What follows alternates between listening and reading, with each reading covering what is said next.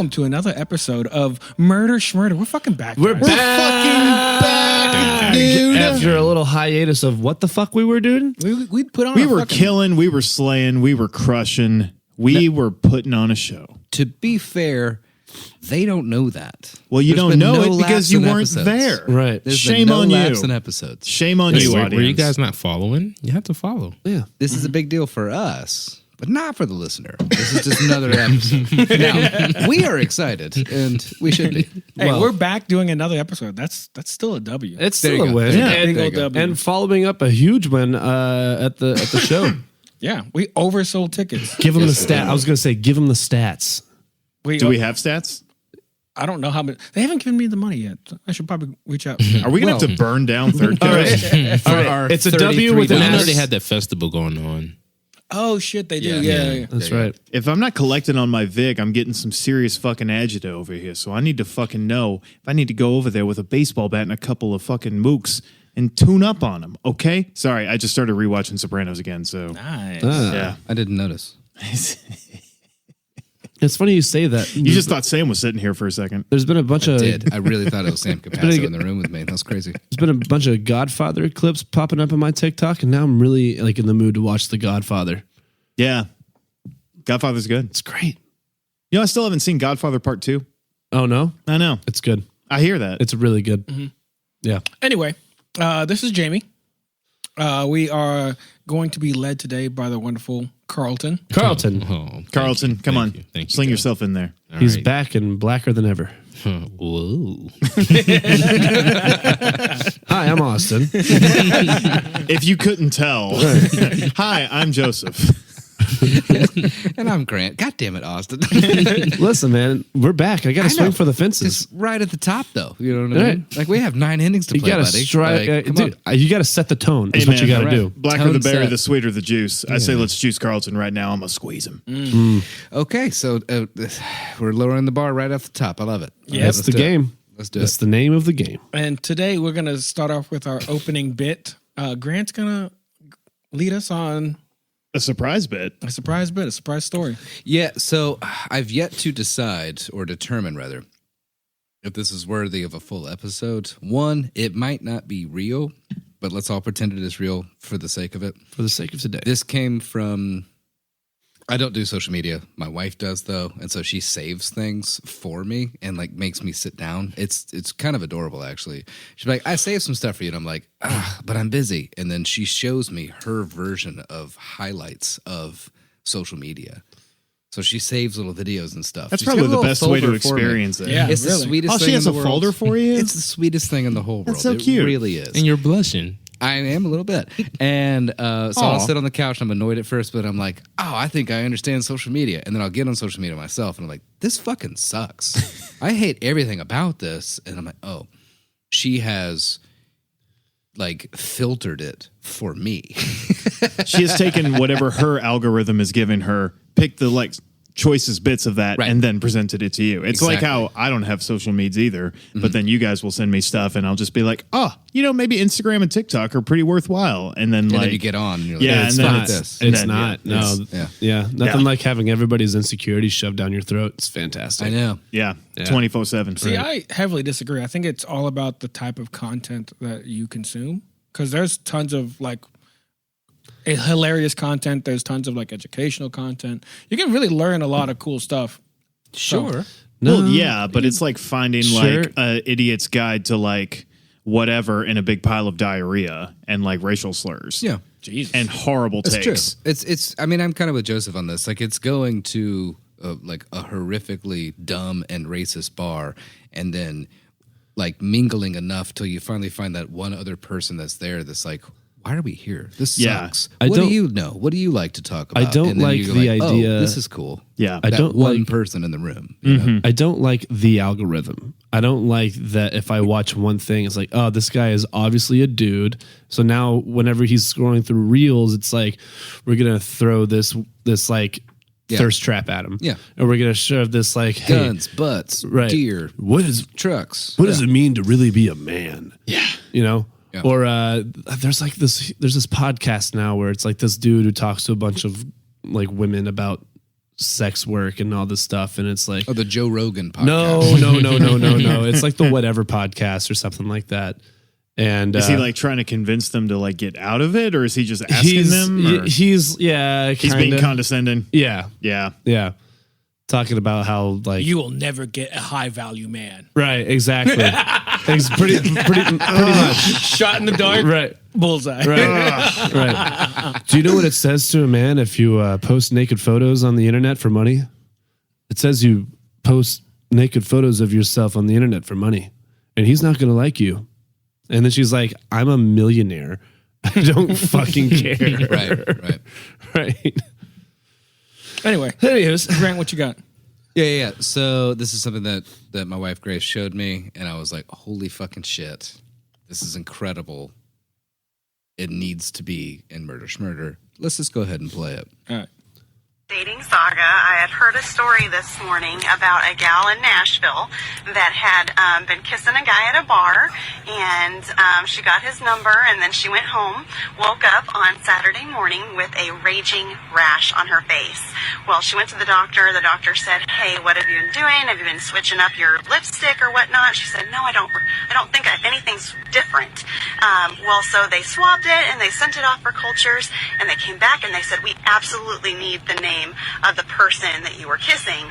And she said, "Why? What's going on?" And he said, "Well, the only way that you can get that rash is from dead bodies." No! They went, they explored the mysterious guy's house, and they found 4 dead bodies that he had been eating. So, yeah, if you've been eating dead people, I'm not your gal. Swipe left. All right, so that was a reaction video, which, by the way, let me pause the actual content. Are we about to get a dad-like rant on the whole genre of reaction videos? Okay. You are! Because I have some things to say about reaction videos, but I want to hear what you got to say. First of all, if it's worth for me to watch, I don't need to see some other dumbass watching it and just saying, "Whoa, that's crazy." Because if it's actually crazy, I'm going to fucking say that's crazy as the viewer in that moment. And now they're stacking. So the one that I sent to Jamie to play for us to listen to just now, there are 2 people reacting to this one person telling a story. So apparently there's some like famous-ish person on social media. an influencer. That's like, "Oh, that's crazy." And now there's a third person being like, "Oh, I'm watching the reaction of the reaction." Like, I'm tired of this fucking Xerox bullshit that's happening. No, in the worst social is when media. they're just like There's no new pointing and nodding content. at the thing. Yeah. They're like, listen to this part, and you're like, fuck, I I want to know. punch you. And I know that we are doing a version of that right now. The irony is not lost on me. I promise. Our listeners are not watching a video currently. They know we're hypocrites. Yeah. It's okay. Yeah, we're not reacting, we're responding. Yeah, Ah, there you go. See, Thank you, Carlton, Carlton. Thank you. Be here every week, please. I will say I also don't like how it seems like whenever I'm trying to find a video to show someone something, it inevitably ends up being a reaction video. And like Exactly. 99% of reaction videos, probably 99.6% are just hot garbage. I don't get them. They're usually not funny. And it seems weird that there's so many. And like you said, the kind of Mobius strip of reaction videos turning into more reaction videos to where it's so bastardized and clipped. You can't even find the original clip anymore. Sorry. I know. There was... Yeah. never mind. We can go way too far down this rabbit hole. The Old more man important corner thing- with Joseph and Grant. Yeah, seriously. Yeah, but doing the old man corner though, isn't a lot of that just having a bad algorithm? Because I don't see any of that. Thank you.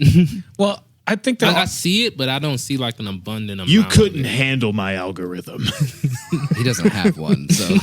Oh, no. You have an algorithm. Even if you're not on social media, if you just have a phone, you have an algorithm. That's Well, fair. if I take Jamie's Google or Austin's Google, Carlson's, Grant's, if I take any of y'all's Google and put in like something that's happening right now, like Gaza, if I put in Gaza, I'm going to get a different reaction off of y'all's phone or different news than what mine will get. Do not look at my Google.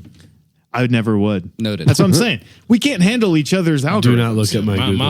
only request is don't type PO on my phone. Copy that. Right. Now, moving on. For real, though, if this is real, this is just the, okay, you remember COVID times? Sort of. Vaguely. On Broadway. in Kid Rock's Big Ass Honky Tonk. There was some dumb motherfucker started swinging his colonoscopy bag around the dance floor, right? So he was literally spraying liquid shit on everyone. Before we had fully released all the restrictions on being in a public space together. And I remember in that moment, I was like, yeah, that's fucking Broadway. That's like the epitome of Broadway. This story now has replaced it in the sense that a girl meets boy, right? They hit it off. They kiss a little bit. Little make-out sesh. They exchange numbers. And she's being responsible and is like, no, I'm going home or I'm going with my girlfriends, but you got my number, hit me up. And then wakes up with this fucking rash, goes to the doctor and finds out she could only get this rash by either eating people or making out with somebody that's eating people. This is now the quintessential Broadway experience to me personally. It's a hell of a meet cute. I'll give it that. Yeah. Now I want to write that movie. My favorite part is this guy probably ate a couple of toes and then just went out without brushing his teeth. Yeah. You know? It really speaks to this guy's hygiene practices. Yeah. I mean, if you're trying to lure women in, because I mean, he's already got 4 at his place. Apparently, they apparently found 4 bodies at this dude's place. I need to look into it more to try and get some details. But you're right. You're gonna evade the police for this long to have at least 4 people. Yeah, that you're snacking on. You're going out into public to either just have a good time, maybe make out with a nice girl, or find your next victim, which is more than likely. Mm-hmm. You're not going to brush your teeth, right? You know what I mean? You're not going to wash your face. But my bigger problem is that sounds like a white person problem to me personally. Probably yes. My bigger beef is, so I would imagine you don't get the rash if you're eating cooked meat. So is this guy making human tartare and then just cute little snack? I would say little boy prepping. Dinner, Yeah. And then it's just I'm gonna hit the town. I'm on one today. Yeah, I bet you he's got lucky. He's got he's just got raw fingers and ranch. God. Do you think he washes their hands? You're supposed to wash your hands. Do you think he cuts off the hand and washes the hand? I would say you Before have he to. eats it. Yeah. Kind of like a head of lettuce. Yeah. Do you think he's an anime character with a piece of toast hanging out of his mouth, get late for school, running out the door, I was supposed to be at Merchants half an hour ago, just run into the Uber. Shout out to Merchants. Merchants, the #1 bar to eat people in. Place burned down, so yes, if you can get in there, it's a great place to snack on some people. Great place to eat. #dead.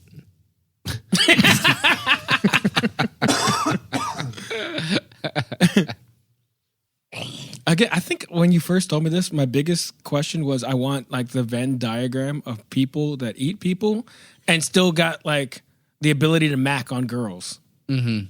Cause he killed 4 people. He's snacking on that's some deranged next level shit. He's a fucking monster. Yeah. But then he's still able to pull in the girl. That's Granted, we don't know how the girl looks.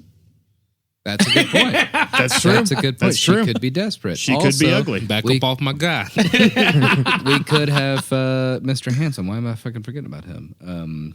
Bundy, Thank you. We could have a Ted Bundy situation going on. He could there. be a handsome fucking deranged maniac. like a Bundy or a Dexter. Yeah. yeah. Or a third example. I just want to know the Venn diagram.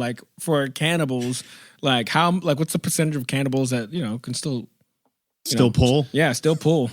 I mean, Jeffrey Dahmer. I would say all of them because they're all labeled cannibals. You're not a cannibal if you can't pull. I don't think that's true, but Austin kind of has a point. I think I get what he's saying. Here? Okay. No wordplay. Okay. No, just you got to get a person You to got eat. So you have to trap a person to eat. Yeah. You gotta have some kind of That's cunningness about you. What's the best way to make a human trap? Your words. Mm-hmm. Yeah. What are human relationships but big prolonged traps? Yeah. Sometimes you get locked into a loveless marriage. Sometimes you get eaten, Right. I mean, hey, flip that coin. I wonder what this guy's pickup lines are. Hey, baby, I'd like to eat you out. That's what I was just thinking. Like, he's like, why don't you come over to my place tonight? I'll cook you dinner. I plan to eat you out, baby. And then she's just like, oh yeah. Like texting her girlfriends like, he's it's only the third day, but he's treating me so nice. He said on the Tinder chat that he eats ass.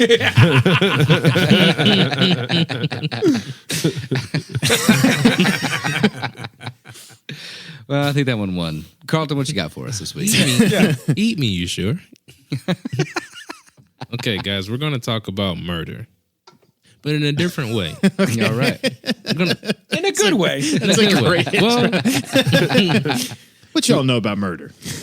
let's talk about murder and how it invaded hip hop.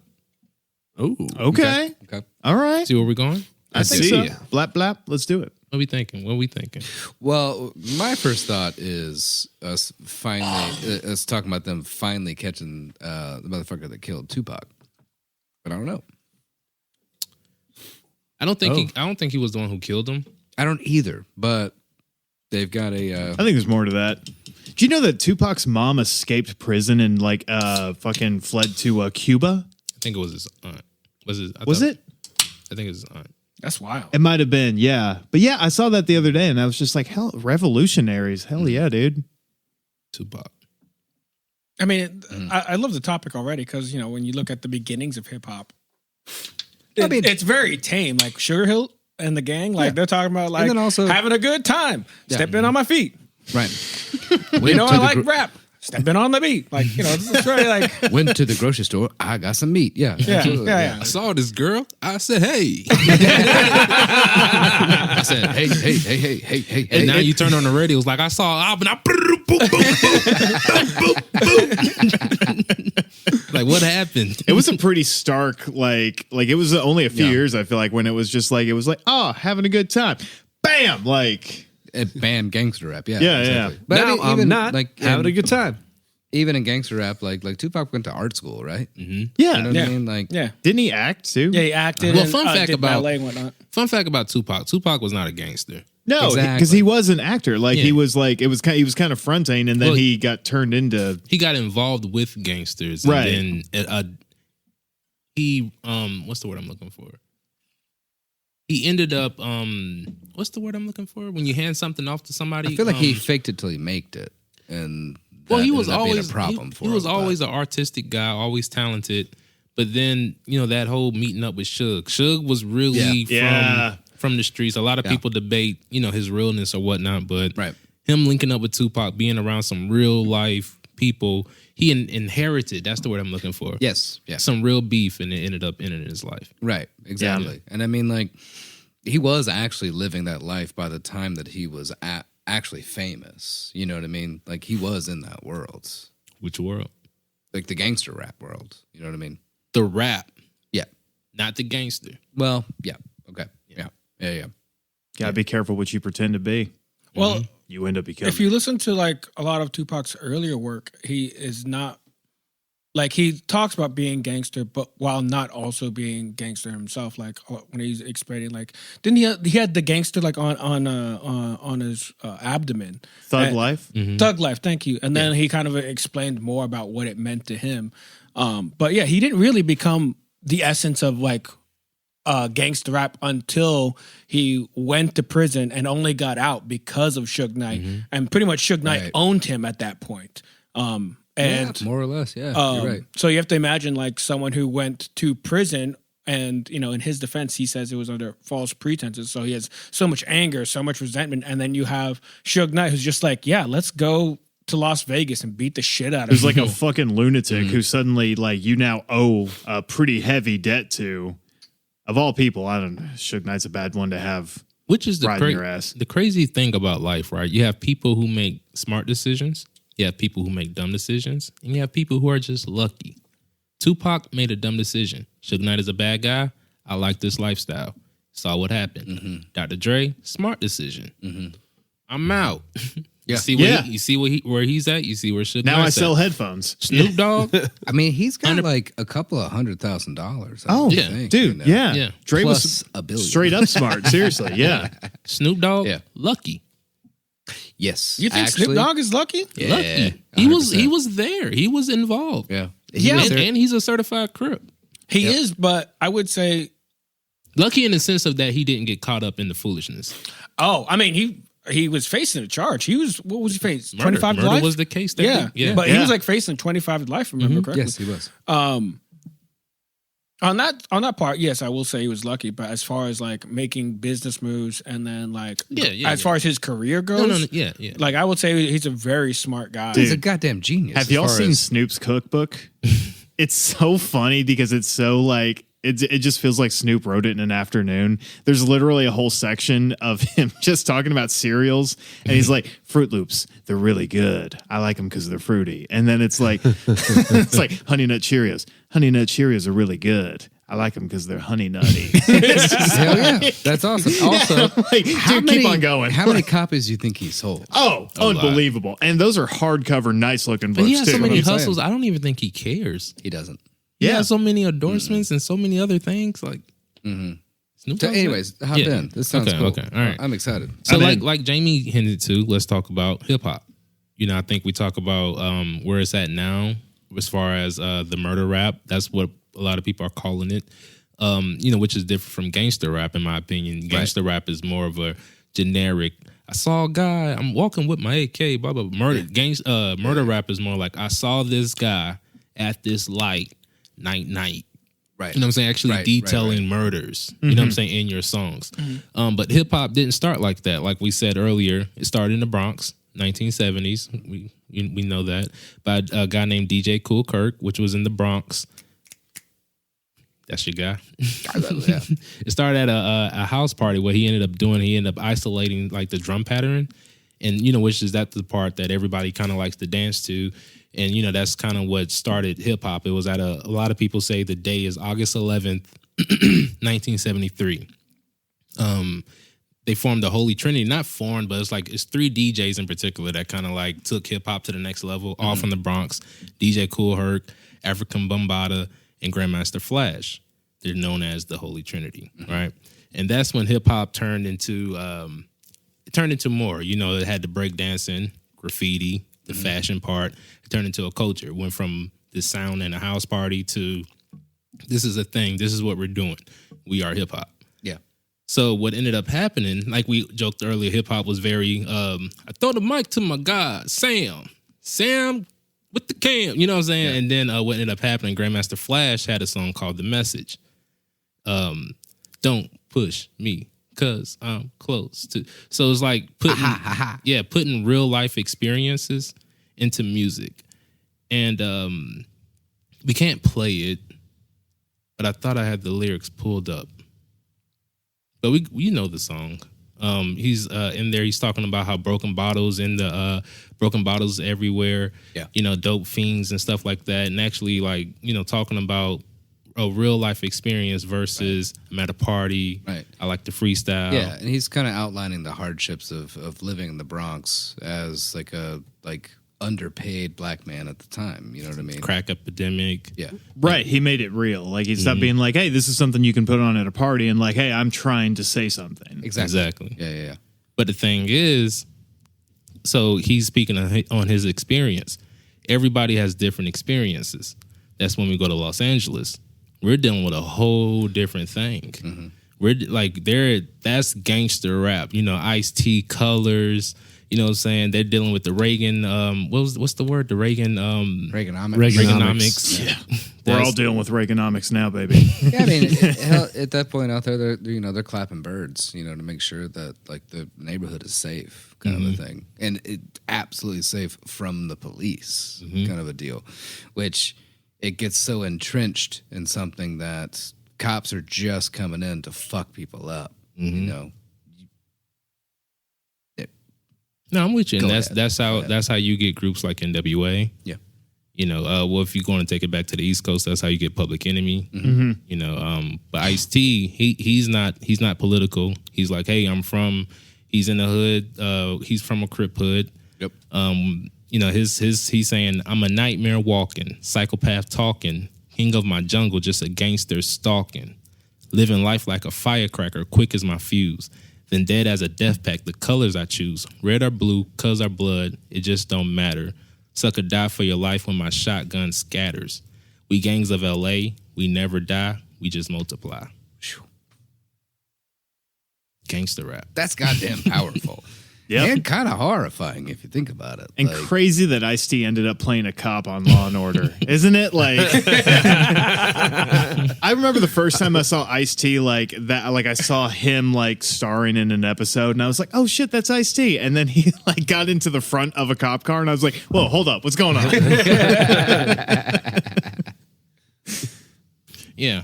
Ice-T, which is what we were talking about earlier. You have people who make smart decisions, dumb decisions. Yeah. I think you have people who, there's nothing wrong with coming from these communities and things like that. But if you got to exit, you take it. Yeah. Well, yeah, hell yeah. You take it. You know, I mean, I love all y'all here right now.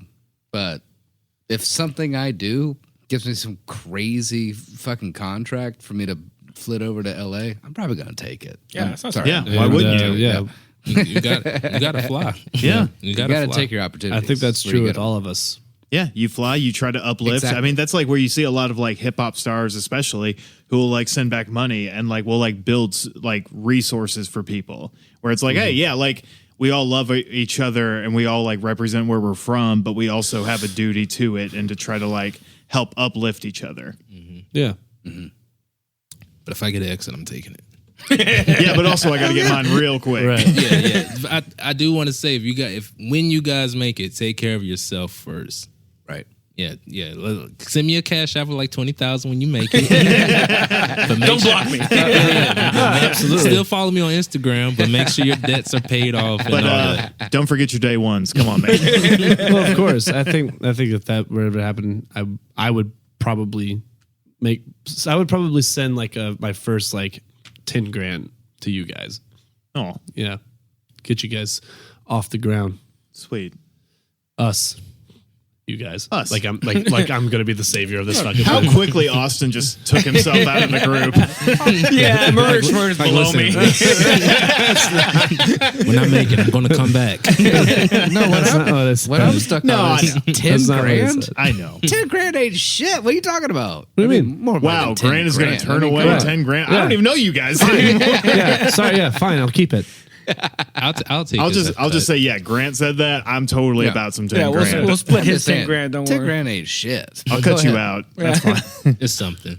That's $2,000 for each of us here. Hang on, I thought you were going 10 grand each. What? I can do that too. If I Money make is it. tearing us apart. We don't even have it. This is how it Theoretical starts. money is killing us. This is how it starts. This is like playing Monopoly. We're all monsters. Thought you loved me. So let's take it back. Like I said, we're at the West Coast.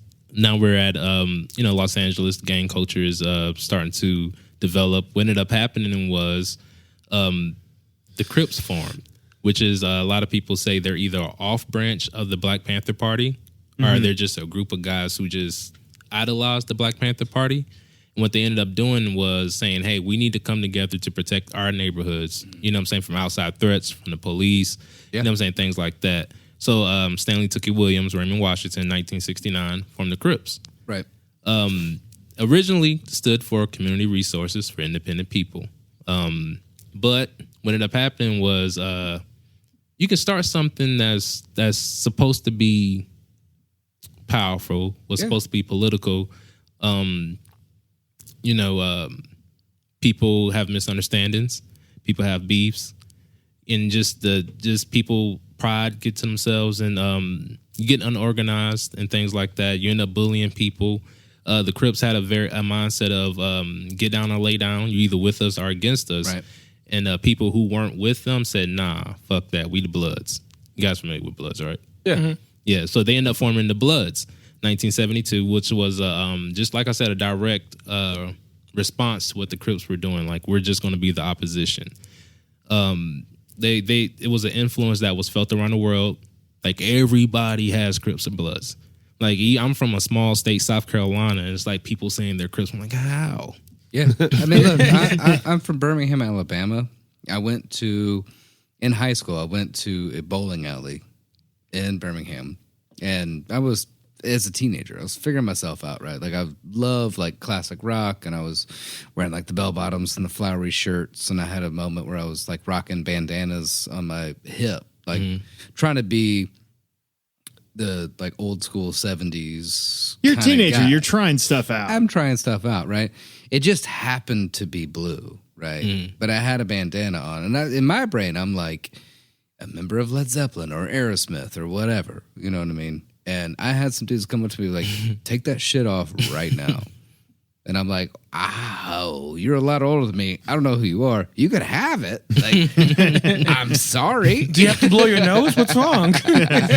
I'm sorry right now. I'm sorry, is blue your favorite color? You can have it. No, but to be fair, I'm from Birmingham, so I know what they were saying. Like the second they approached me, I was like, "Man, my bad." You know, like we're red here, cool. You know what I mean? Like, I respect you. yeah. This was Blood's talking to me, kind of a thing. I had a fake gangster moment.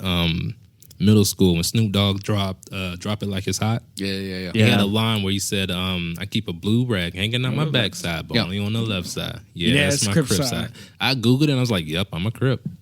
I didn't talk to anybody. I didn't have any meetings. I was like, I'm a Crip, and I was in class at home. I was a good, quiet boy. Well, when I was at school, hey, beep, beep, beep, I'm throwing up gang signs and everything. I caught on to the internet very early, and I would see these interviews of like gangsters, like, "Hey, this is my experience gang banging. Forget what your favorite rapper is saying. This is what I experienced. Yeah. I killed this guy. I got 55 years in prison. You know, I did this for a friend. He turned his back on me. He's living his life. I got life behind prison." It's like, I'm good. Yeah, for sure. I'm good. I mean, like on that same note, like where I'm from, at my young age, like I learned how to throw the blood up. Right, I'm not gonna do it right now. But I actually, nobody here is gonna fight you. Yeah, I don't think I'm not gonna stand up and be like, "You piece of shit, you tripping, kill you." yeah, go ahead. I'll throw out You the blood. tripping, cuz? Okay, I'll throw out the blood. I'll throw out the blood. You know how to throw out the blood. Come on, let's throw out the blood. I know how to do it. I just pulled the like It's blue not flag important. out of my life. I'm gonna fucking strangle you with Somebody's gotta this. die. But that's the crazy thing is that it was just taught to me before I understood what it actually meant. You know what I mean? And I felt repercussions as a child, not even really knowing what the fuck I was doing. I was just emulating my friends and stuff. I also learned how to do a fucking sea walk, you know? Hell And yeah. Am I finding out that you were more gangster than me? I don't know how to feel about this. I gotta go rob somebody. I'm just saying, I know how to do a sea walk. I know how to throw up a blood sign, but like, I was never part of any of that shit. We gotta fight.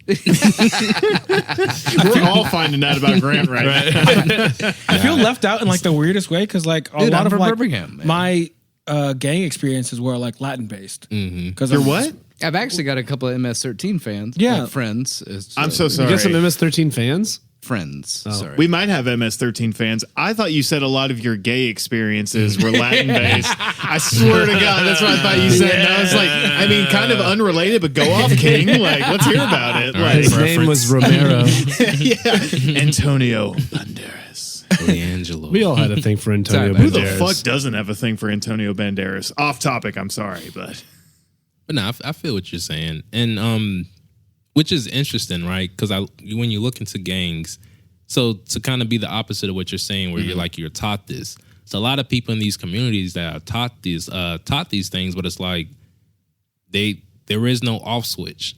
Right. You know what I'm saying? There is no go home to a nice house. You know, like me, like I said, I went through like a year of pretending to be a Crip. My mom did not play that at home. You know what I mean? Sure. yeah. But you know, so like we said, so we talk about the message, right, and how they're putting like personal experiences, not necessarily personal experience, but like what's going on in the community, right? But nobody was really putting personal beefs. You know what I'm saying? With what's going on with the drugs, what's going on with the killings and the murders. Nobody's going back and rapping like I said, hey, I saw such and such and we did such and such, right? Then you have 50 Cent. Yeah. Yeah. 50 Cent. A lot of people, which is what I don't like about hip hop, right? Well, just life in general. Every generation talks down about the next generation. So we look at what guys are doing with drill music, which we're going to talk about. We look at what people are doing in Chicago, what they're doing in New York, what they're doing in Florida, and we're like, oh, they're disrespecting dead people, or they're talking about gang beef. And it's like, this has been going on for a while. Like 50 Cent was a real thing. Yes. I will say I do love UK drill. I can't get into it. Really? I can't. I don't know what they're saying. I mean, I You don't don't have really to. either. Yeah, it's just awesome. Like one of my favorite rappers right now is Central C. Central C. But Yeah. hold up. Think about the fact, the whole point, if we got two angles here, right? Someone that enjoys the music, someone that understands every word they're saying and gets the message. Those are two different things. You know what I mean? Yeah. Like, if you love music, you listen to the music. If you love lyrics, you listen to the lyrics. It's two different viewpoints. You know what I mean? And I like to know what I'm listening to. Sure. That's another reason why I never got into like the hard down like gangster gang. I mean, I'll listen to it, I'll hear it, but I don't. If I'm trying to like get like pumped up for a club or something like that, I might put something on. But I got to know what I'm listening to. Yeah. And Like, but if you're talking about club, look at that like drop in, drop out, that club banger that Lamar put out Kendrick forever Lamar? ago. mm. Yeah, Kendrick Lamar that he put out forever ago. That club banger. That was Swimming pools. Yeah, that was against drinking too much. Yeah. That was kind of anti-club mentality of just going in, seeing all the bright lights, taking too many drugs, drinking too much. But that became a club banger because people weren't actually listening to the lyrics. They were just enjoying the music of that song. I mean, it's something to think about, something to talk about. I mean, Yeah. I would say like even I want to say even in interviews, like he's talked about like how he kind of plays the game. Like even though he likes to talk about very real problems in life, he tries to pick in at least every one of his albums. Like here's the song that's gonna set it off, like in the club and whatnot to help sales. Swimming Pools was like that song in Yes. Good Kid, Mad City. Which is But- interesting because that's how genius he is, right? To be able to do like a bullshit song but make it that dope. Yeah. Yeah. I And will almost ask though, anti that, yeah. when you say when you know a song or like know the lyrics, do you mean like you like understand them and relate to them, or do you mean like you No, just I don't- know the lyrics and understand? I just have to know the lyrics. Okay. I don't like listening to something like even like modern day rappers where it's like, hey, we're speaking English. And I'm like, you're speaking English, but I have no idea what you're saying. Like the auto tune, whatever. Right. Young Thug. I can't listen to Young Thug because he does the auto tune thing with his voice. Saw him live where he didn't have it. I'm like, yo, this guy's awesome. Right. I can rock with that version of Young Thug, but just listening to him in my car, I have to know what you're saying. Yeah. Yeah, because you'll what ended up happening is you'll listen to a rap song and you don't know what they're saying. You look at the lyrics and you're like, oh, you're talking about somebody. Then I want to ask, are you familiar with Schoolboy Q? Yes. Like, what are your thoughts on him then? Because I love listening to Schoolboy Q in general, but especially when I'm working out, especially his earlier work. But when you see like his lyrics are all talk about Crip and gangbanging, but when you see him in interviews and it gets brought up, he gets very emotional and he doesn't want to talk about it. And like, if you're familiar with Nardwar, an interviewer who has interviewed a lot of rappers. Yeah, he'll do the inside knowledge. Yeah, and like he brought up a lot of like Crip and blood warfare, and Schoolboy Q was like, I don't want to talk about that. Like let's just move on to the next thing. Yeah. Well, it's understandably probably, so. I mean, it's real, Yeah. I mean, you don't want to talk about people you lost and like, I mean, at the end of the day, when you have like shit like that, it's not like every Crip and Blood is like just straight up murdering people every single day. But I mean, when you're in it and you're living it, I mean, you don't want to talk about that shit, I think, and I actually like Schoolboy Q. He's one of my favorites. He hasn't put out anything recently where I'm just like, oh, he's back. I feel like there's like a dip a little bit, but I love Schoolboy Q. Especially, there's certain rappers for me where it's like you may not be getting it off in the studio, but in interviews on podcasts, you're like, I cannot not watch you. Schoolboy Q was hilarious. Yeah, he's a funny ass dude. He's funny. He's as fuck. funny and he's authentic, but he's coming from a place where he's saying, "Hey, I'm a Hoover Crip, and I'm really don't let the cameras fool you. I'm really from this lifestyle." So it's like, as far as like him saying, "I don't want to talk about it," it's like, "Hey, this is not entertainment." You know what I'm saying? Are you guys familiar with The Breakfast Club? Yeah. He The movie, of course. classic, John Hughes. classic, the classic. To be quite honest, I'm literally a fly on the wall over here. I have really no idea what you guys are talking about. It's okay. It's We're just Hey, we're all learning, dude. Yeah, we're riding. So he had an interview, right, where somebody, he just put out an album. And somebody's asking him, hey, why aren't you happy? You know, like you just put out an album, you should be good. Like, yo, one of my friends just got a life sentence. Like, he just got like 100 years in prison. And it's like that really messed me up. He's one of the guys who put me on the set that I'm on. You know what I'm saying? Like, he's one of the guys who introduced me to this lifestyle. He's the reason I have this content to present to you guys. Right. Just got 100 years.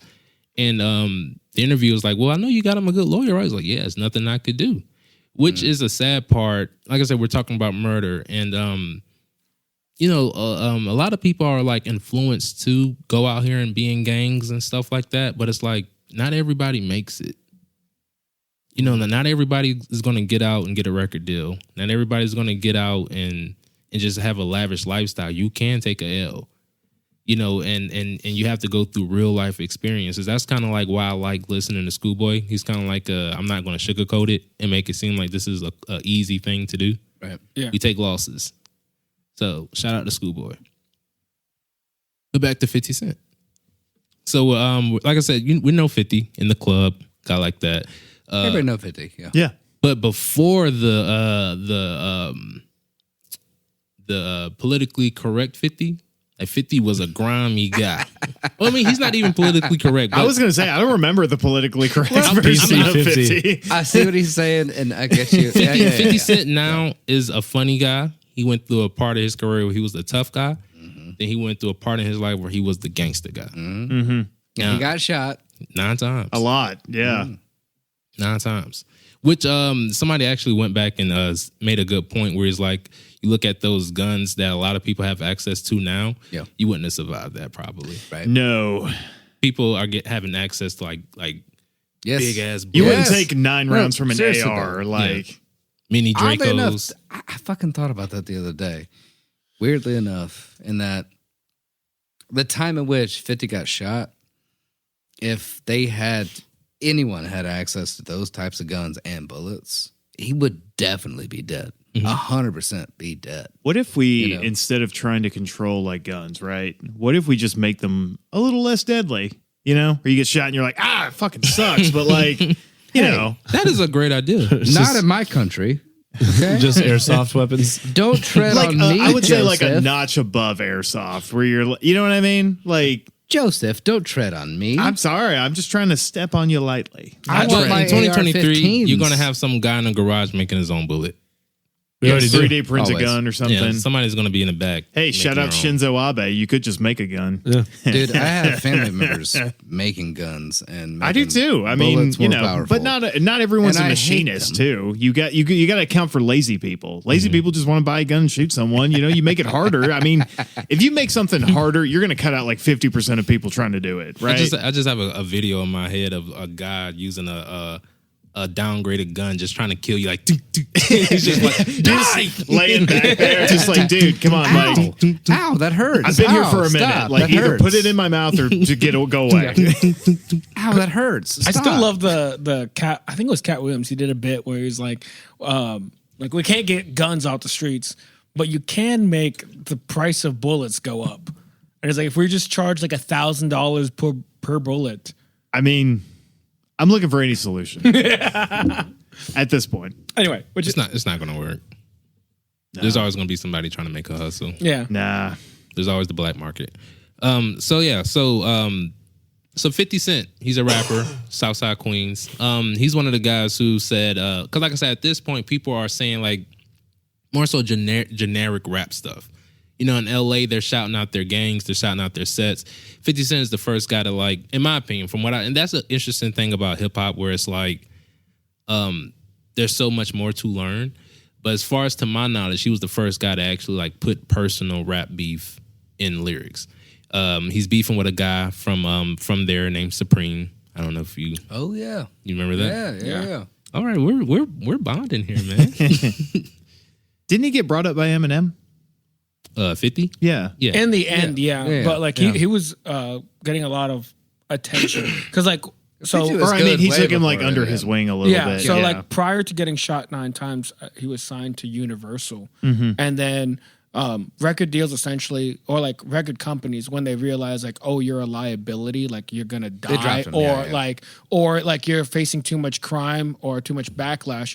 This also happened to Chief Keef, who. In his heyday, was like one of the biggest upcoming rappers at the time. Yes. But he just kept getting into so much legal trouble that he got dropped by his record.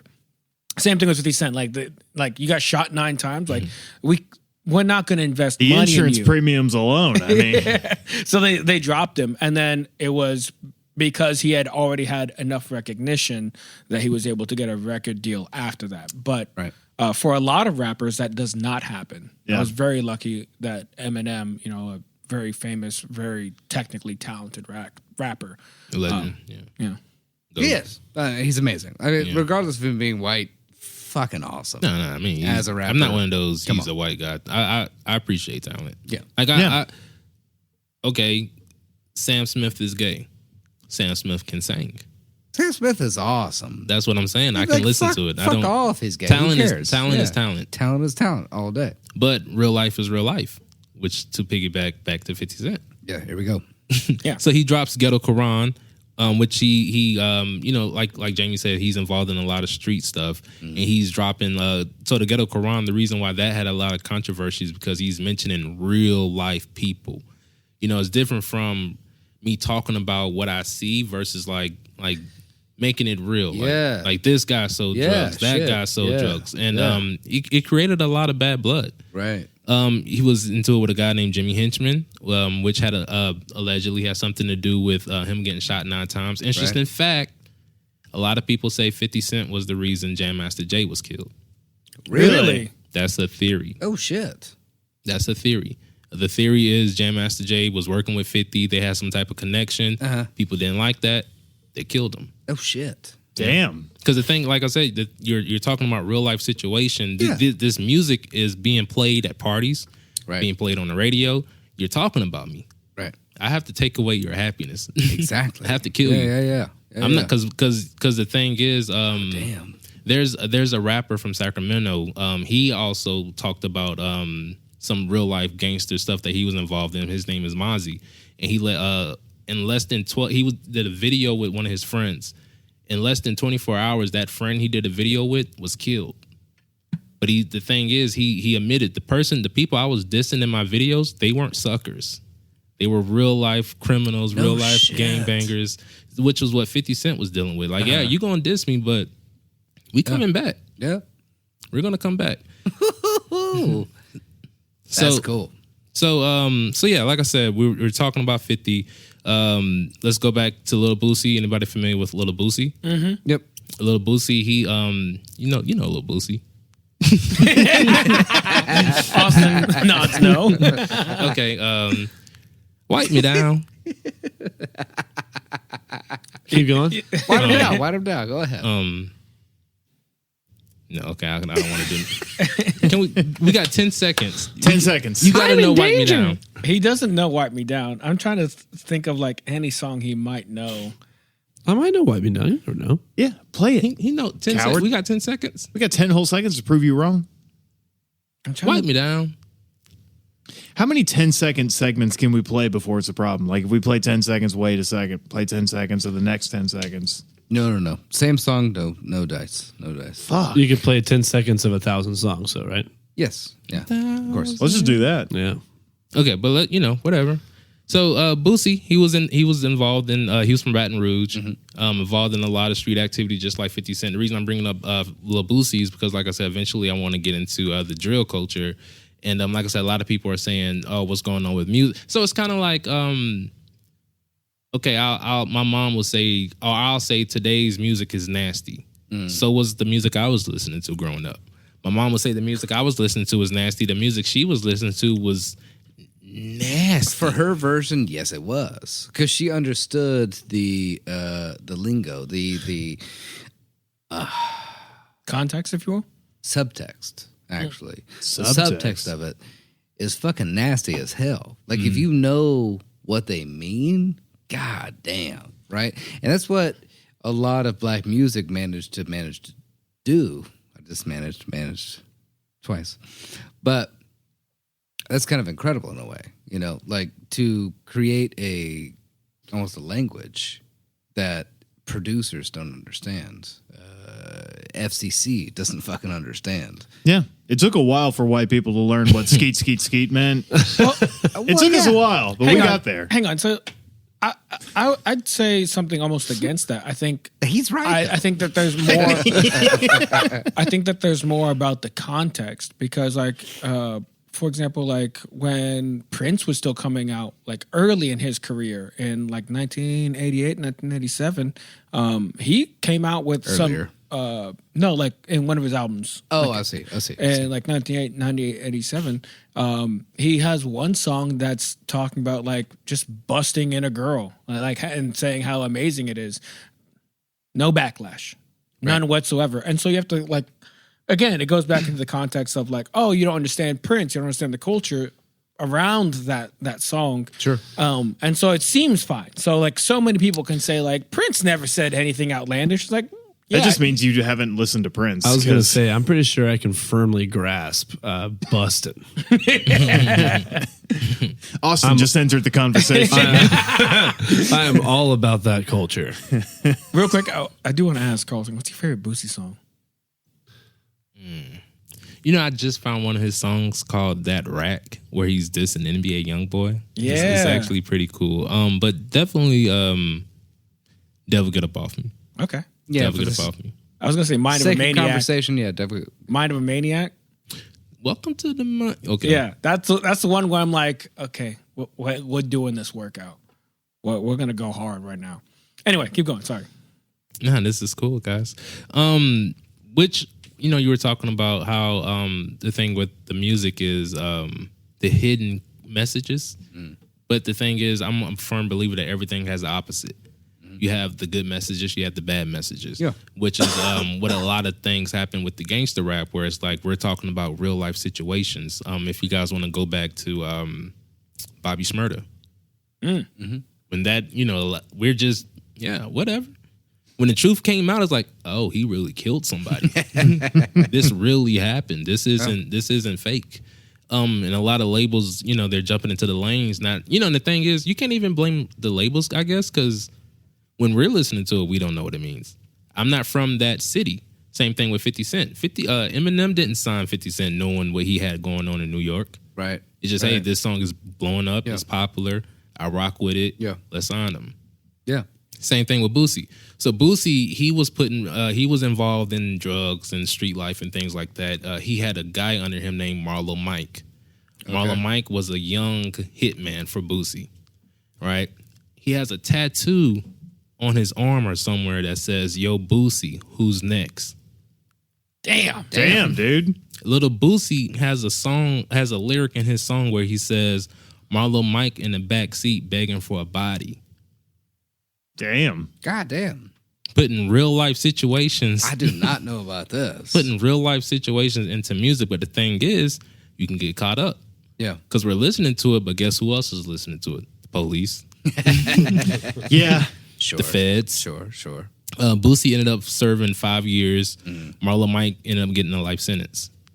So my question for you guys, with freedom of speech being a real thing, with you know, rap falling under the category of I guess like self-expression and things like that. Art. Yeah, art.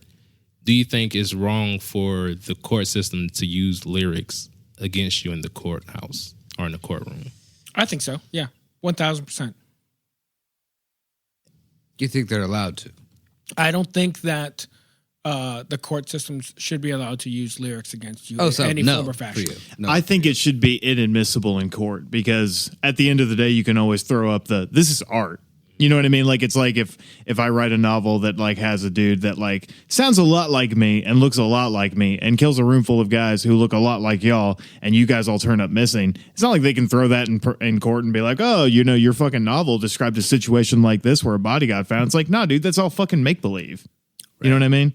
Like, you can always throw that up and just say, like, oh, at the end of the day, it's all creative expression. So fuck you. So if I wrote a book about how I absolutely murdered somebody and gave you the exact detail of how I did it and published that book and everybody read it, it couldn't be used against me in court. I don't think it should be. No, well, that's what I mean. Like, you don't think it should be. I don't think so. It's like if Austin killed, But it's let's like say, okay. it's like I absolutely did. It's it. like They if haven't Austin proven and- it, but I wrote this entire book. Austin telling you and how me I go did it. camping. Uh-huh. I disappear. Right. For some reason, Austin becomes a famous painter, has a painting that is just, I did it on the painting. I don't think you should be allowed to enter that painting into evidence.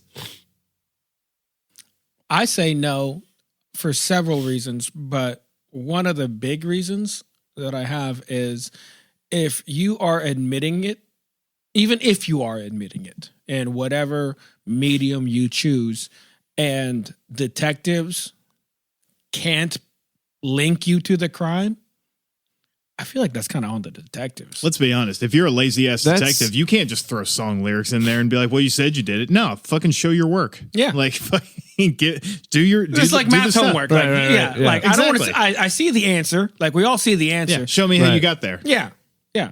There. I think that's more than fair.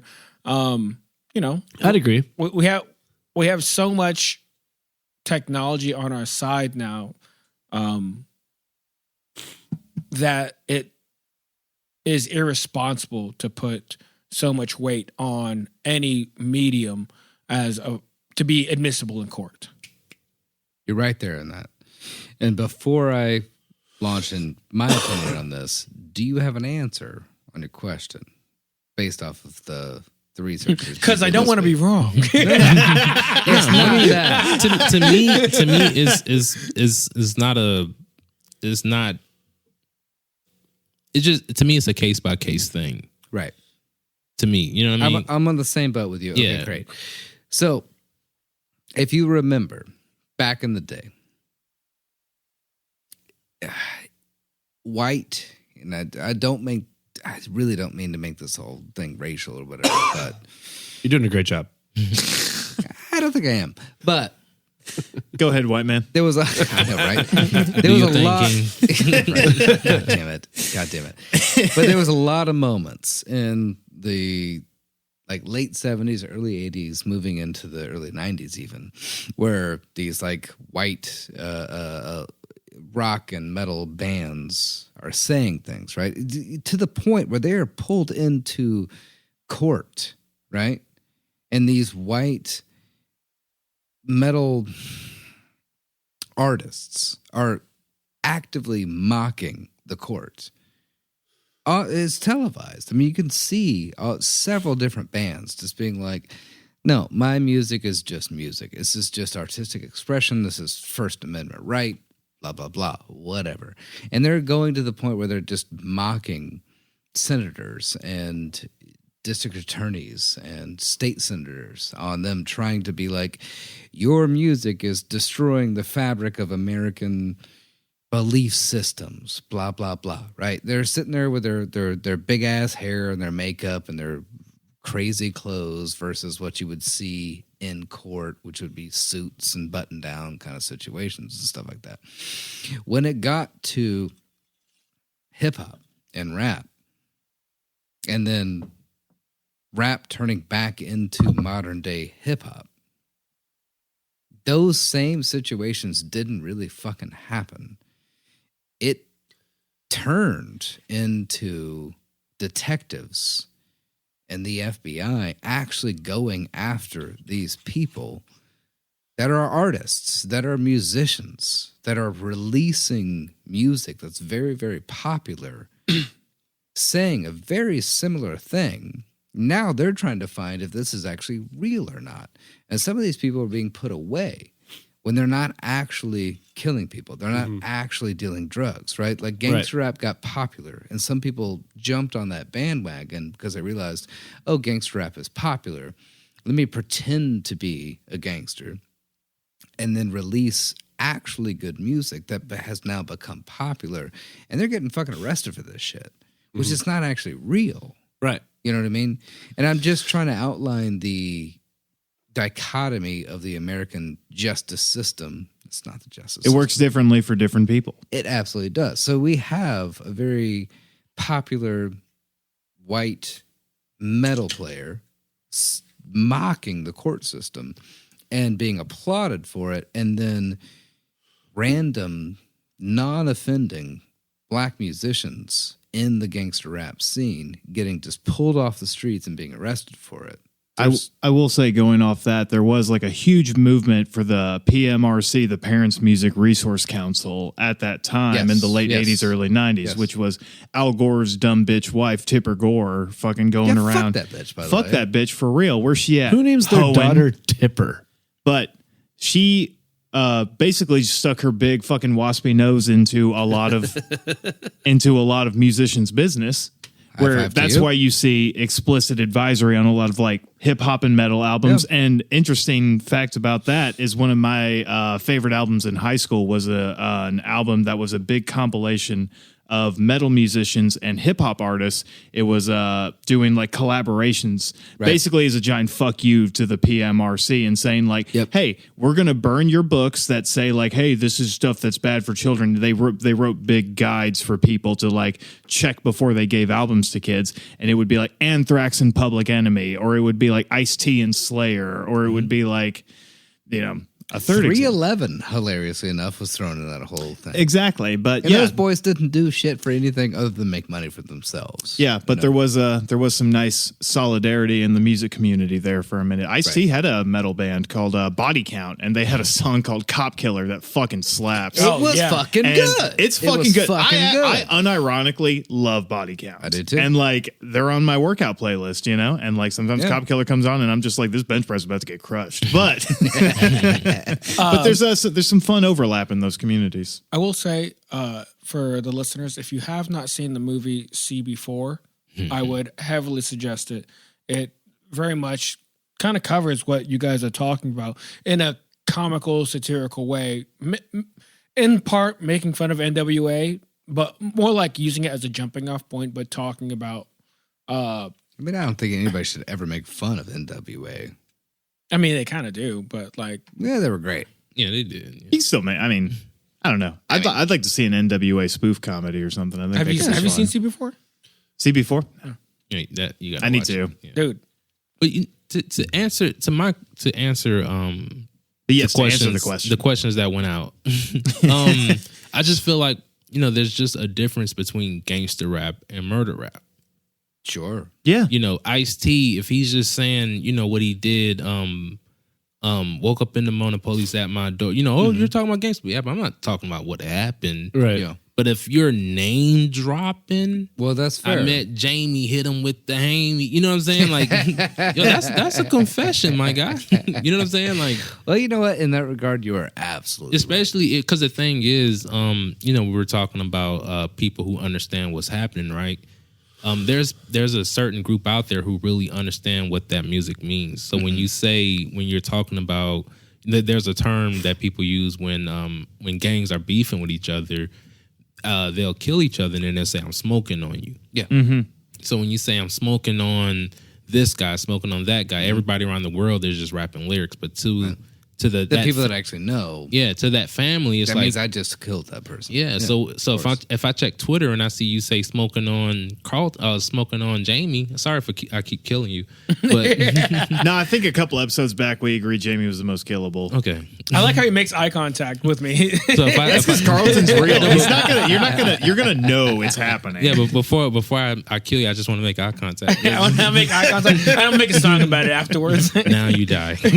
Show up at my funeral. Yeah, I made this song to commemorate his death. It's called "Smoking on Jamie." Yeah, so when I hear that song in the club, it's gonna sting. You know what I'm saying? It's gonna hurt. And the thing is, when you make these songs, you're not just dissing family members. You're not just dissing hoods. You're also dissing the police. You know what I'm saying? You're telling the police, "Yo, catch me." Yeah. Yeah. And when they catch you, I'm giving you 100. Yeah, I'm slapping a smooth 55 across your face. Hang on. So, Carlton, what's your stance then? Do you think that if you're dropping names, if you like, or do you think anything at all, like it should be admissible in court, even if you drop names?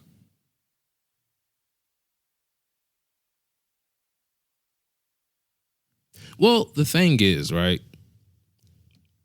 The whole argument is kind of fake, in my opinion, because from my knowledge, there's never really been anybody who went to prison for just dropping names. Usually when the rappers go to prison, it's like, hard down evidence. Yeah. You know what I'm saying? When the feds come, we've been watching you guys for like 5 years. Mm-hmm. You know what I'm saying? We're in group chats. We're on the phones. We tap your card. We're not just swinging stuff at. We're not just saying that song. I mean, I guess back in the day, but now 2023. So, answer the question. Okay, Is it admissible in court? I think it can influence the court.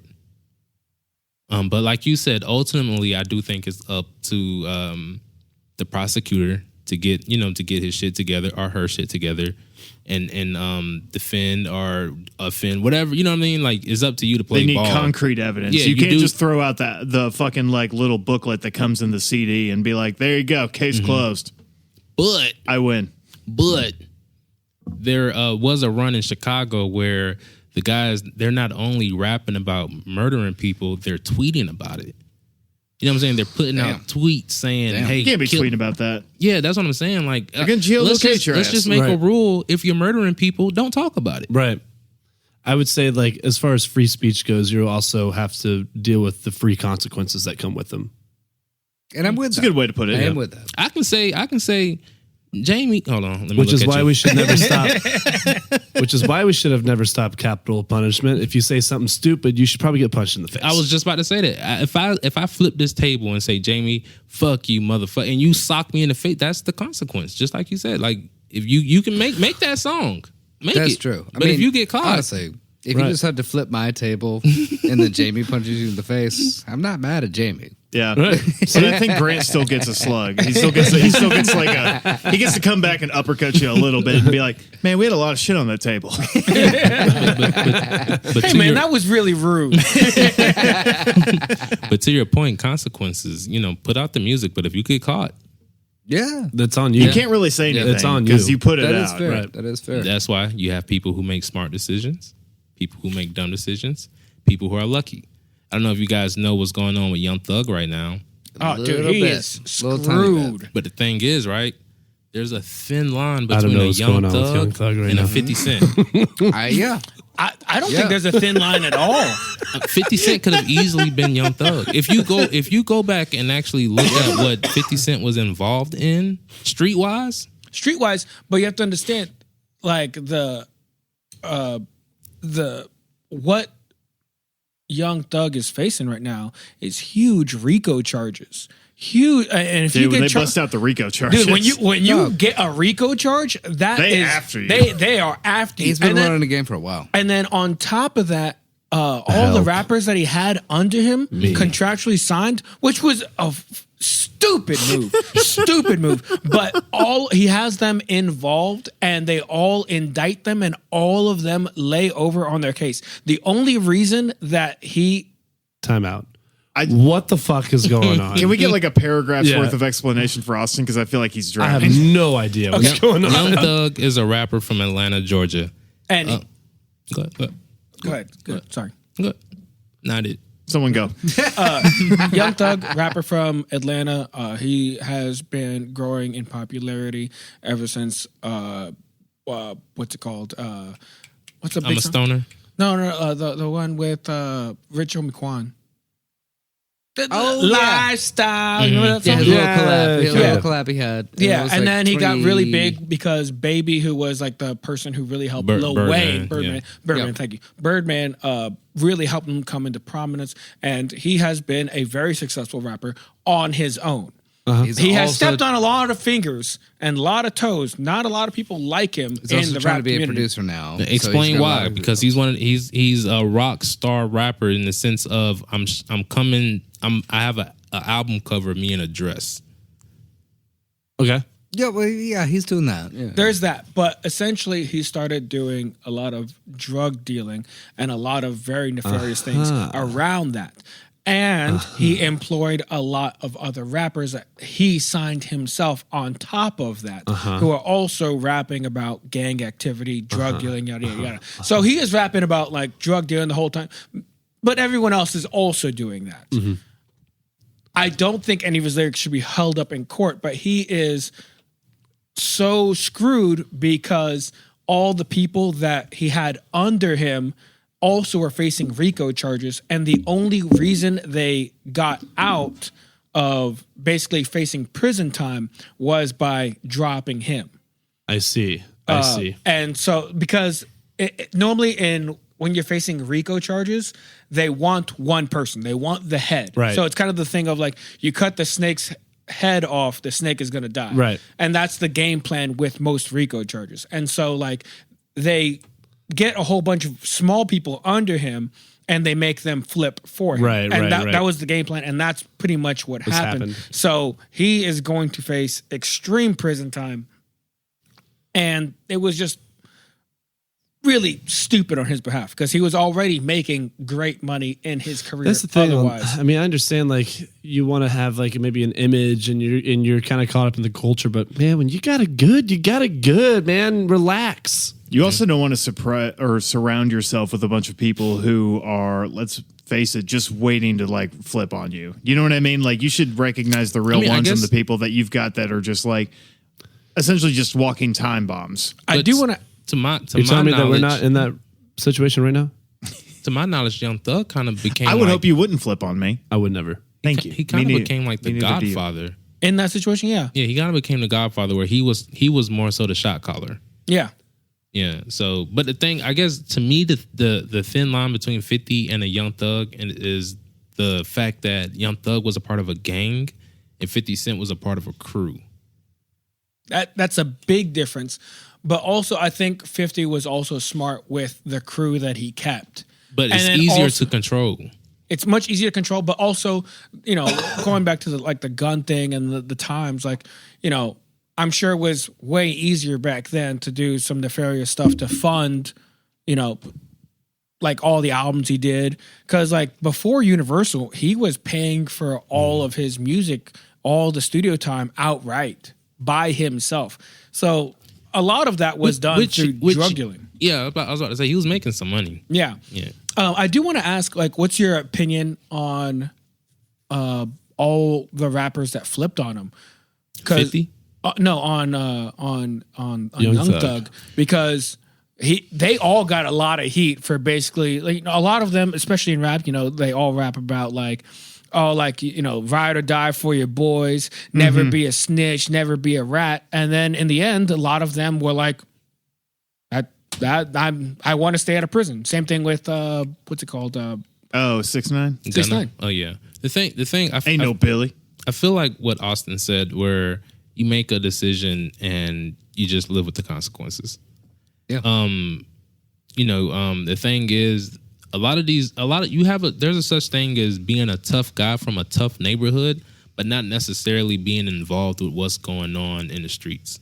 Right. Yeah. I'm from this blood neighborhood, but I ain't killing nobody. Right. I made it out. I've been toughened by it and I've gotten out. But then where you're like, no, I'm in it. Like I'm capping people. But the thing is, you get in a record label, you sign a record deal with people who really are from the streets. I'm really doing what I'm rapping about. Yeah. We're really out here killing people. Yeah. So it's like you gotta, that to me is kind of like it goes both ways where it's like I get it because a lot of those guys aren't involved with what's going on in the streets. Like we're not out here killing people. So I kind of feel like it's kind of like the 6ix9ine situation where it's like you shouldn't have even brought them around. But I don't think he would have reached the peaks that he did reach without having done what he did. I'm saying as far as like Young Thug bringing a gunner around. Yeah. It also, is it worth it though? I think for 6ix9ine it was worth it in the end. No, I'm talking about for the others. Yeah. Like for Young That's what I'm Thug, saying. like bringing a gunner around, like who came out and said like, hey, that I ain't got nothing to do with that. Right. But why bring if we're out robbing people? If we're out shooting people, let's just keep it between us. Let's not bring. I would agree. Let's not bring. I would agree. 100%. So that guy over there, he's 100%. funny. Let's bring him on the podcast. We're doing illegal Right. shit. He might not To- be down to- with I that. mean, we might as well right. just rap like Sugar Hill Gang, you know? well, I'm just out here with my friends. to give context to what he's saying, Gunna was one of the rappers, or was the main rapper. There The were other biggest, the rappers, biggest. He was but the he biggest, was yeah. the biggest rapper that Man. flipped on him. I do like Gunna though. I liked a lot of his shit, He's but great, like, man. He's great. But he's a rapper. Yeah. I'm from a neighborhood. I'm aligned with certain people, but I'm just rapping. Yeah. right? I ain't down with that. And there's also that age-old thing of where do we separate the art from the artist, right? Yeah. I mean, seriously. But the thing is with Young Thug, they're not going off of. I mean, they're bringing it up. So there was a situation where Young Thug, he's Young Thug, rapper from Atlanta. He's beefing with another rapper from Atlanta named not YMW Melly. It's a lot all these ABCs, 1, 2, 3s. Yeah. He was shit. beefing with Rich Lucci. Homie. No, it was Lucci. Was it Lucci? YSL Lucci or something. No, is Lucci? it something Lucci? I know he was beefing with Rich Homie Quan at Because one point. a tape ended up coming out about Rich Homie Quan ended up snitching on him. That was Yeah. interesting. Yeah. But the guy's name was Lucci. He was dating T.I. He was dating YFN Lucci. YFN Lucci. Yeah. There we go. So, YFN. Yeah. What was I saying? They beefing. They're. What was I saying, man? So yeah. So YFN Lucci, like what was it? He had a plea deal about the whole thing, right? I'm not sure, but the point I was making, there was an incident where Lucci's mother's house got shot up, and Young Thug dropped a Damn. bar about that. Yes. That's real. My Yeah. mother's house got shot up, and he That's dropped a bar about it. real-time How can you? Actual conversation. Yeah. Oh, I'm just an artist. That really happened. Yeah. You know, but it's like, I guess at the end of the day, it's up to me to prove it. But you still said it. But they have so much other stuff on Young Thug to where that bar is not even going to matter. Yeah. So we end up going to Chicago. Chicago is a place where, like we said earlier, Crips and Bloods, they took over the world. They're everywhere. They have an influence. Young Thug is also affiliated with the Bloods. Lucci is also affiliated with the Bloods. Like we said earlier, There's you know, definitely infighting. yeah, people that was the downfall of the Crips and Bloods, where it's like back in the day, Crips and Bloods, they hated Yep. each other. Yep. But after as time went by, Crips started fighting Crips, Bloods started fighting Bloods. Yep. You now have today where you have some people where Crips are actually cool with Bloods. Whereas like if I'm at a Walmart and if I'm a Crip and I see another Blood, it's like, all right, whatever. Yeah. If I see another Crip, it's like, boo, boo, boo, boo, boo. You know what I'm saying? Yeah. But they have an influence on everywhere around the world except for Chicago. Chicago is one of the few states where all their gangs are homegrown. You know what I'm saying? In the sense of we don't Crip, we don't Blood. Right. We have Black Disciples, Gangster Disciples. At one point, they were together. Like we said, people started beefing. Then they end up falling apart. Chicago, they also have Latino gangs. Didn't mean to point at Latino, right? No, I like that you just. There's also Latino gangs. Diversify, yeah. I can't ask about the white gangs it's because most inclusive. of them just have swastika tattoos. Yeah. Yeah. So true. Don't talk about that. I'm just saying that's what I'm listening. There's not a lot of cool white gangs, man. There really aren't. Yeah. All of them are race based, and they're Yeah. all about purity. Right. And Hey, it's let's go ahead upsetting. and quell the white gangs. And anyways, let's move on. I've listened to some prison stories where I've heard about white gangs and stuff like that in the prison. Oh, really? Yeah, that for aren't sure. like just Aryan Brotherhood or whatever? They're just, I heard a story today where there was a guy in prison who was a known booty bandit. Random story. Are you talking about Okay. the booty bandit from Boondocks? No. Somebody else. He was a booty. I likes ya, he was a and I booty wants bandit. They were at a prison in Alabama. He was a booty bandit. He picked out white boys. That was his thing, right? Damn. They at this prison they had one white boy in a cell, and he went after him. He said, "Nah, I'm good." The second white boy came in, is like, "Nah, I'm good." Third white boy went in there. He was kind of messed up in the head, and they kind of came up with a plan to where, yo, we gonna kill this dude, and they end up like just messing him up. They like decapitated his head. They Damn. like did like a ritual, but they weren't like race based. They were just defending themselves. Yeah. I thought this was a joke. No, just to say there are white cliques that don't play that. Okay, cool. Of course. Random story. Well, if we ever start a white gang, let's make sure it's not race based. But if you touch us, Personally, You can't have an all white club. That's I didn't say it was all white. well, I mean, if it's a white gang, Well, maybe you it'll kind of start out that assume. way, but we're open to new members. I mean, I'm down with that, but I mean, we could all be a get. Let's you be can't a crew. you can't say How about white that? gang though, Alright. without the connotation of they probably don't like color. You're right. people. You're right. We'll have to rebrand. Right. exactly. Anyways, So the bedsheet bandits is not okay. You have to no, have, sir, it's not. you got to get a white guy with a black wife. That's the only way it's going to be cool. Yeah, Joseph? You're right. You're right. I want you to know you started a white gang, and in 5 seconds, Austin became HR.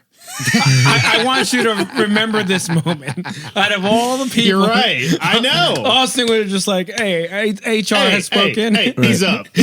Well, don't worry, I'll flip it on you because the gang started by the white man with a black wife. I've already got the name for it. You ready for it? The Good Ones. No. Cancel. Carlton, can you? Cancel. You have stuff to say. Go, Yeah, please. yeah. So like I said, we're in Chicago. A lot of people know Chicago rappers. We're familiar with Kanye West.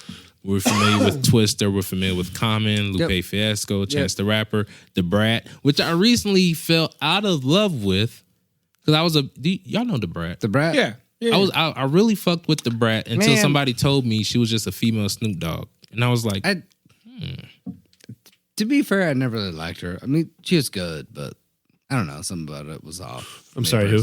But Old rapper, but she was all right at best in my book. But I, from that same era, I have a huge appreciation for Queen Latifah, who I feel as though like really like changed her life. You know, like she went from like of course. yeah, she went from like a very hood based like rap music to one of like a great actress who did Chicago. No, she crushes. Oh, She yeah. crushes. Yes. Like yes, she like does. set it off. Yeah, if you look back on like her beginnings to like where she is now, doing what was it makeup commercials for what Maybelline? Yeah. Like I don't know. that woman. Like I'm a big believer. Like and you can like it is your life. You Dude, get I'm to fine with change. that. I am fine with that. But like her actual artistry, what she does, meh. Queen Latifah, No. The Brat? The Brat. Yeah, the Brat. yeah, that's what I'm saying. Like the Brat, like it's meh. it's man. No, he went on he had a Queen Latifah tangent. We all love Queen Latifah. Yeah. I'm saying like Queen She's Latifah, great. like that. She's That's great. that's an great. artist you should look up to and be like be proud of. Right. I mean, Brat's have you, like man. have you seen Taxi? It's so good. I mean, Okay. I was gonna say It's one of my favorite Jimmy Fallons. it's who doesn't love Jimmy Fallon? I hate Jimmy Fallon. Anyway, I go also ahead. Yeah, I was joking. That movie sucks, but let's fucking. take me back to high school and was it in my white tee? They had a Ooh, remix with Bow Wow. She had a nice verse on that. I just ran if you're listening to it and Franchise boys. yeah, that's the one when Bow Wow 16 making more than your dad. Like Brad had a nice verse on that song. Yeah. But like I said, we're going back to Chicago, which the Brad is from. They have this thing called drill music. Mm-hmm. So what drill music ended up turning into was music that people would rap about when they're out murdering people. So you'll end up having people commit murders and then going into the studio and rapping about it. It was a up-tempo beat, you know what I'm saying? God damn. Yeah, and they were out there doing it. It was from this thing, started from this place called Dro City. This you guys won't know the rappers. But Pac-Man, King Louie is 2010. Are you guys familiar with Lil Durk? Yes, sir. Vaguely, but not Don't know much. Lil Durk. Lil Durk ends up dropping, like I said, we're talking about real life experiences. He ended up talking about where he said he ended up dissing somebody called Brick Squad. I said, fuck him. In a response, this rapper named Little JoJo ended up making a song called BDK. Okay. BDK dissed the Black Gangster Disciples. No way. BDK. Black Disciples, right? That started a whole war. That's when you have, so there was a period where when I was in college, everybody talked about Chicago, Chirac, and they were comparing it to Iraq because they were saying there's just that much death going on, that much killing going on. Right. And I had no idea what was going on. But the thing is, it was just hood beef, you know what I'm saying, hood politics and things like that. Yeah. I guess I had another question. So when those songs get popular, who do you blame? Do you blame the rapper, the radio station, the record company? Who do you think should be like responsible personally? Well, I guess I'll ask the question, whoever wants to answer. To give context, one of the main reasons why Chicago got Chirac was because Chicago had a higher death toll to gang violence than the Iraq War. It had gotten that out of hand, and what's it called? I think overall the United States has like a 1 out of 2 50% rate on murder solves, and I think over there it's like 25%. Well, during that time, I think it was even lower, but like right now, it was like 51% in like 2021. Yeah, like there was a period where getting away with murder in Chicago, all you had to do was cover your face. yeah. Yeah. Was that where No Face No Case came from? I'm not sure about that. I know that's where No Lacking came from.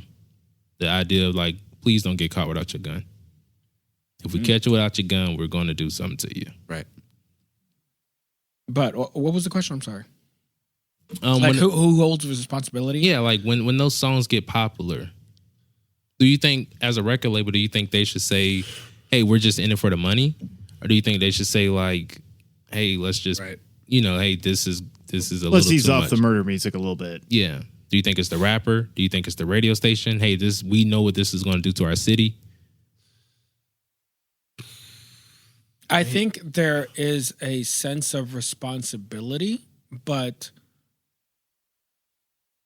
I'm a big believer in if you think that you need to say it or should say it, just go ahead and say it for the sake of the art. But that does come with huge consequences. But that's my belief. I like a lot of art that is very controversial, that does say a lot of bad things in general. So do I agree with it? No, but I do really enjoy it. Do I enjoy the sentiment? On a maybe a visceral level, sure, but not like with what the initial intent was. But you could also say the same thing with things like any religious text. Anything can be taken out of context. Yeah. Anything can be taken in context and still be taken in a poor way. The easiest example is Adolf Hitler in Mein Kampf, where he is quoting the Bible and talking about how he is like Jesus, and Jesus getting mad about what was it, Joseph? It was The moneylenders in the temple? the moneylenders in the temple, Which was the only time Jesus really became violent. That was the only time, but he used that and saying it was okay to use violence in pretty much any case that they see fit. Thin ice to talk on, but yeah, you're right. Well, it's a completely flawed logical step, but I mean, people buy into it. Of course they do. Yeah, I mean, They always famously they did enough to Famously? kill Yes. over They 9 did. million people. And what we're dealing with right now within this country Yes, that we all live in. and unfortunately same way. globally. Yes, I know. Austin, you had a thing. I thought I did, but then I kind of lost it. I'm trying. Well, no, I say that just like, who can you really blame though? That's the biggest question. Like, can you really blame people for consuming something that has been released? Is it the artist's fault? I would say first and foremost. But then, is it the person who's buying the music and selling the music to the masses? Is it also their fault? I think that's where it gets tricky, because Yes. you can't Big time. because I mean then like it goes back to free speech and all that kind of stuff. I think maybe the labels who promote it have a little bit of a thing, because I mean they're the ones that are sort of pushing it on to people and they're the ones that are enraging people to make a buck. I mean, it's not even just with music. I mean, like that's our whole political atmosphere That's right Fox now. News at its And best. CNN, it's all of them. You know, like And CNN. right. Yes. They Yeah, are of course. they strategically made profit off of a war that was started off for its own reasons, but they branded it, and they made it theirs. It's like it's not just it's not just these two gangs' war. It's now the record labels. It's now the people who have money's war, and they're putting money into it, and they're making money off of it. So, like, in my opinion, I guess I would say it's like the label that has maybe a lot to blame, but at the same time, like, we're also consuming it. Like, like the people who consume this stuff aren't putting their foot down and be like, hey, this isn't not my war. It's not my beef. I'm going to stay out of it. Like, I don't know. I don't think you can really put blame on any one faction. I think there's a lot of blame everywhere. I had an interesting analogy about that, right? Where so I don't like people talking about killing people, but at the same time I do like YouTube. I do like the radio station. Sure. So it's like if that stuff comes across my, you know what I'm saying, if it falls into my lap, it's like you consume it because at the end, like the weird part is 50 Cent, he was a gangster, he's doing all this stuff. Sure. He can rap. Yeah. He's good at what he does. Yeah, you know what I'm saying? Course. And like you just get brought into it. So I had an analogy where it's like if I'm at Waffle House and a couple is arguing, right? And they look up and they see everybody watching them argue. You can't look back and say, "Oh, y'all watching me argue with my wife? Y'all just want to see us fight. Y'all just want to see us fight." Right. I just want my waffles. Right. I just want to scroll down YouTube. Right. I didn't tell you to post that video. Right. Yeah. You posted Exactly. it. I clicked it. Yeah. My bad. You know what I'm saying? You talking about some interesting shit. I tuned into it, but at the end of the day, I was just listening to the radio. Right. But, like you said, when you figure out what is going on, I guess it's kind of up to you to decide if you want to continue. But it's like you just get so drawn into it. Right. I'll add this. So I think one reason why I'm not big on the censorship of specifically, I don't want to say CNN and like artists. Like in my book, there's a huge distinction between like CNN, politicians, musical artists, visual artists, and like movies, right? I think there's a huge distinction for me there. And I think it is not necessarily duty, because like most artists don't even sense this in reality, but like, your job is kind of to capture the cultural zeitgeist, and to censor the cultural zeitgeist, I think is not good, because that's how we kind of keep up with the times. You can look at the 30s and look at the music, look at the movies, and see what kind of, generally speaking, the masses were feeling, what they were thinking. And I think that's important. If there is people killing each other and there's a huge gang problem, we should be talking about it. That's something that should be brought up, whether that be in movies, whether that be in music. Always. If there's genocide, we should be talking about it. Hence why, Every time. Like, we shouldn't be saying, like, don't talk about it because it's bad press or it's uncouth or It makes whatever. people uncomfortable. But don't join it. Like, we can absolutely have a conversation and debate about it all day, but that doesn't mean that I'm going to be that me as a consumer, like, oh, you know what? These people said I should go kill these people, so I'm going to go kill these people. Well, no, that's entirely different. That's entirely different. Yeah. I'm saying that musicians, I would say musical artists, visual artists, artists in general in that field, like that's their job. Right. To talk about like whatever they feel, whatever they think, because that's part of the zeitgeist that should be talked about. Sure. But this is the weird part, right? If Jamie is a singer, right, kill somebody.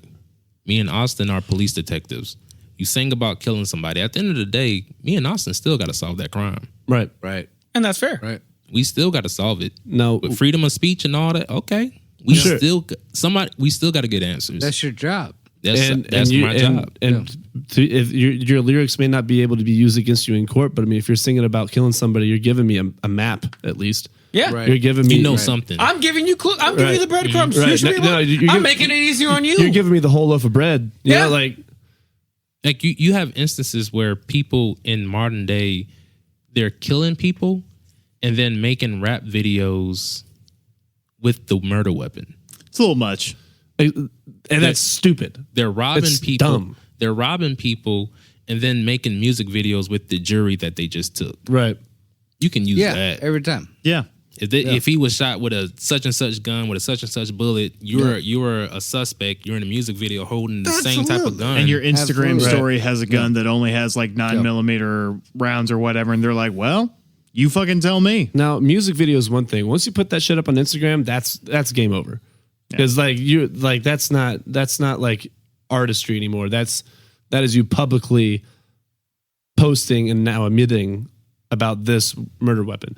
If the murder weapon's is in the music video, like, that's suspicious. But then as soon as you post that shit on Instagram, like, that's game over. Like we were talking about, like, hey, if we're gonna all kill people here, let's not talk about killing people here, or at least outside of here.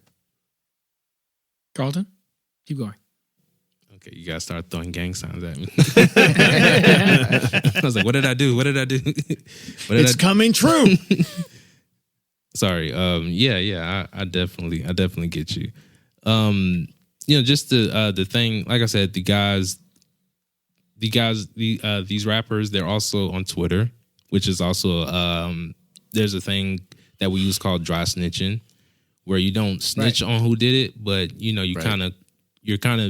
hint that you know something. Yeah. You got guys on Twitter, they're saying how they're addicted to murder, or a guy gets killed at 2:00 and at 2:15 you're tweeting, ha ha ha, man down. What? You know something. Yeah. We're bringing you in. And that's something that was, we talk about drill culture. That's something that was going on in their music. We have stuff like, there's this guy named Shooter Shells. He released a song against a rapper named G Herbo. He's saying, just he's dissing everybody from G Herbo's hood that died. Which is the flip side, right? So you can flip a coin, right? You can end up like a 50 Cent where your music gets you popular. But the downside of is you're dissing my friends. I'm going to see you one day. Yeah. We're going to run into each other. Right. And we're going to have an old-fashioned Western back and forth. We're going to leave it where we're at. Shootout. It's supposed to be a shootout.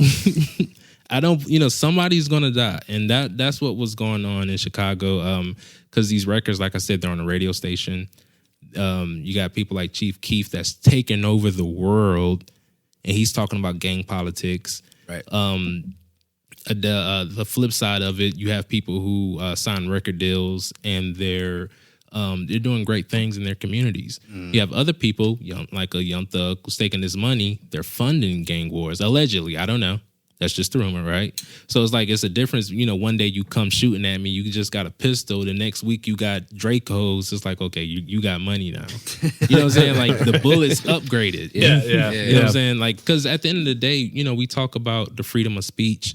We talk about, you being able to talk about whatever you want to talk about. Right. There's other people who lives in these communities. Yeah. You know what I'm saying? I want to be able to let my kid go outside and play. Right. Yeah.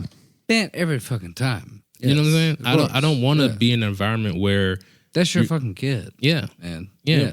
Because the thing is, you're not going to go around and tell us, hey, by the way, we just shot Ricky on 55th Street. Right. Don't go outside. Right. Yeah. Yeah. Let it cool down. Yes. So what's going to happen where somebody's husband is at the gas station, pop, pop, pop. We don't know who we killed, but we killed somebody. You know what I'm saying? Yeah. So you just end up getting caught in the crossfire. You have people who, there's places in Memphis, right, where people sleep on the floor because of the amount of bullets that just go through their windows. I know. So, on the flip side to what you're saying, we also have two rappers I'd like to bring up. There's Young Dolph. Mm-hmm. Young Dolph got in one of his most prolific eras, like who I really enjoy, who was murdered. What was he doing? Wasn't he getting like a Cookie. Yeah, he was getting a cookie. Mm-hmm. And he was literally murdered, like Like a getting a cookie. Chocolate And chip cookie? I don't know about Did they say what kind of cookie? He was at a cookie shop. Was it one of like the- a crumble? No, it was one of those like, it's local, but it's like famous local. You know what I mean? Like it's like not a milestone, whatever. It's the word I'm looking for. Where it's like Oh, like a it's landmark. Yeah, something like that. Staple. Like a staple in the community. Yeah.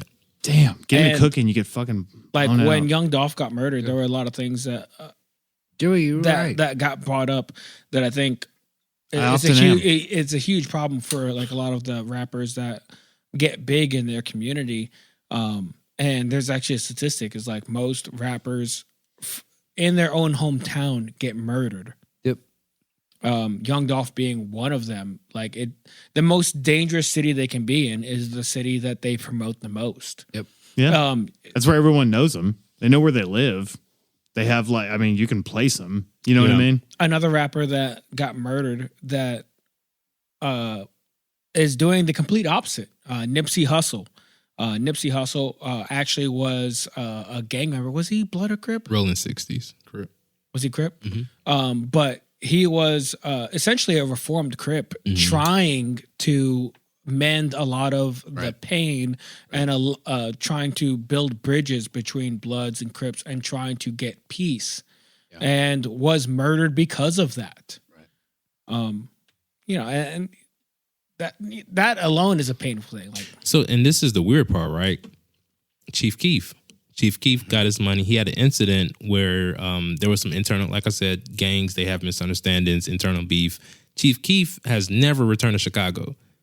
You know what I'm saying? He's beefing with his friends, beefing with his homies. Never came back to Chicago. A lot of, I think he said he was getting some harassment from the police as well. But a lot of people actually like salute Chief Keef for never going back to your city because it's like, that's a great place to me. That's your hometown. You want to be seen, but at the same time, you were involved in some gangster stuff. A lot of these guys who get caught in their city, if they were in that city 3 years before that day, the same outcome would have happened. Right. You know what I'm saying? We hate each other. Yeah. Our hoods hate each other. Yeah. You know what I'm saying? It doesn't matter if you're rich. As a matter of fact, I want to kill you more because you're rich. Right, because you think you're above this now. And you're dissing me. Mm-hmm. Your fans are talking about me. Right. Your fans are in my DMs. There's this rapper from Chicago. He had a popular saying called "We not from 63rd." But the thing is, that was a real block. Mm-hmm. So you had people from 63rd. They're getting spammed from fans. They're getting fanned in their comments on their lives. And the thing is, like, hey, like you're talking about us. Yeah, you're making money, but you're still talking about us. So if we catch you at this gas station, we're gonna kill you the same way we would have did 3 years ago. Right. So that's how I feel about Young Dolph. As far as a lot of rappers get killed in their cities, but a lot of rappers are involved in hood beef in their cities. Yeah. Stop beefing. Stop beefing. Stop beefing. So yeah, that's basically where I'm at, guys. Cool. Yeah.